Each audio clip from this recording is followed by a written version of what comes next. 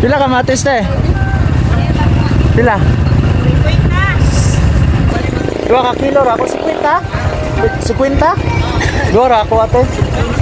Oh.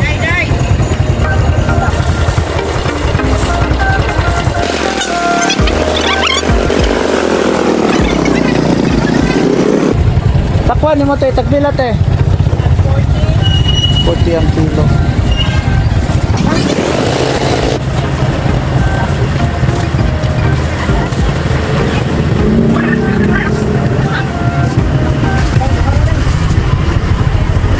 Salamat.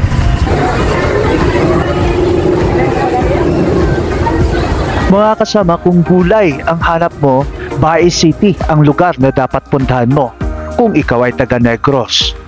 Biruin mo, luya, 40 pesos ang kilo. Ampalaya, 40 pesos ang kilo. Kamatis, 40 pesos ang kilo. At sobra-sobra pa po ang dagdag niyan, or pakapin ang tawag sa mga Bisaya. Eh sa lugar nyo, magkakano ang nabanggit kong gulay?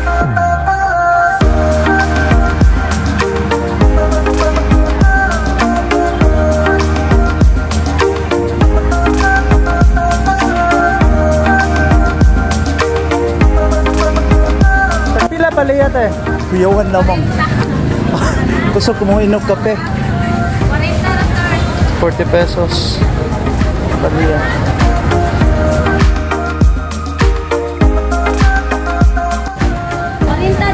40 pesos. 40 kilo. Baka daw? Sa? Mangita sa plus na ka sa ibutang sa dito. Kung taga Negros ka at nais mong mamimili dito, mas mainam. Kung tuwing Huwebes, Biyernes at Sabado ka pupunta rito, ito po ang araw ng bagsakan ng gulay dito. At ito ang madadatnan mo. Puro gulay, nakalatag saan ka man lumingon.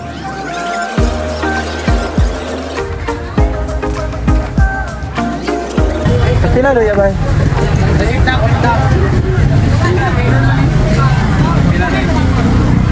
Kung sa kilo na ni ba? Oh.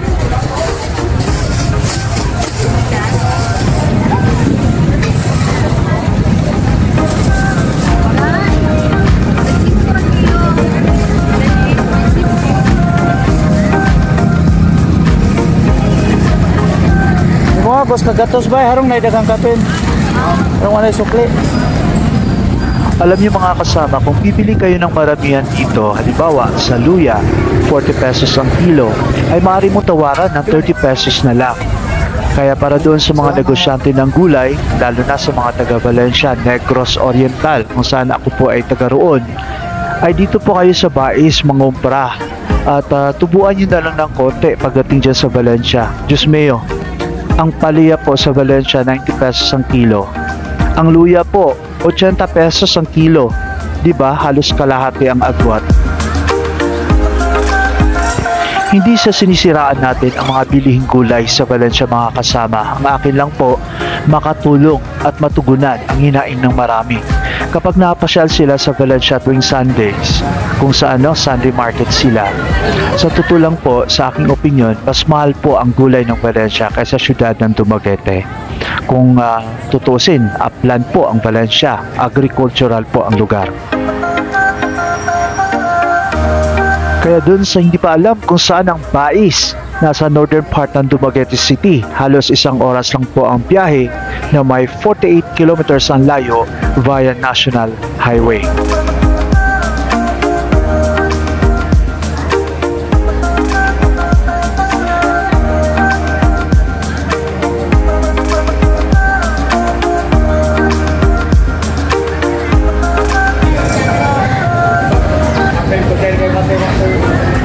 Pila kamote dahil?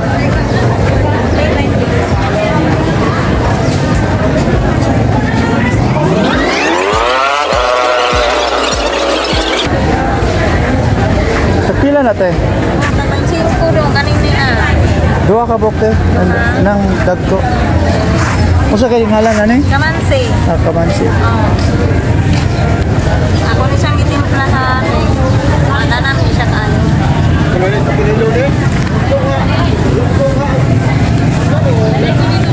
Barato na kay ang luyaw. Sa mga ang 50 kay Sa kagamo raman. Pila na? 100 na na. Tag 40 rang kilo. Okay, ang sasabado, dili ko kung kabaligyan ko. 40 Oh na may 60 40 dagko tong 60 karigagmay pero barato dili no. Pwede kadungog ba nga bais may kinabraton. O gulay. Adil apa magana? Palakusgan pagyapon. Oh dili. Ayo gaharos pagyapon. Mga kasama, hindi lang po gulay dinebenta rito, pati pampaganas sa kama daw.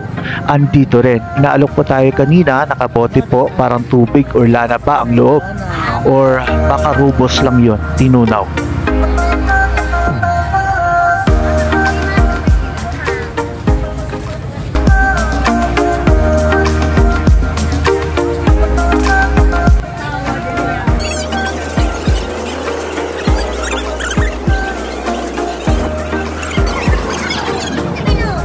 Bay, dong agi kung kuan bay, 100 yapon. Dahil 40 pesos lang po ang kilo ng luya dito sa Bais, kaya bumili tayo ulit ng 2.5 kilo para ibenta natin sa mga silingan natin o kapitbahay natin sa Valencia. Tubuan lang natin ng 10 bawat kilo para panggasolina na rin. Para paraan din, sayang naman.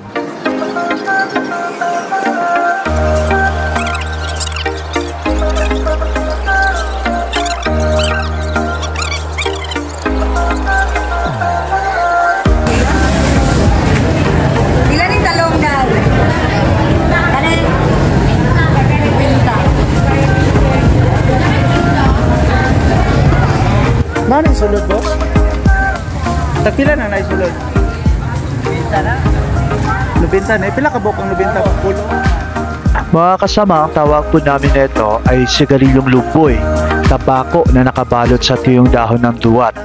Ito po yung naging sikat ngayon dahil sa mahal ang mga commercial na sigarilyo ngayon.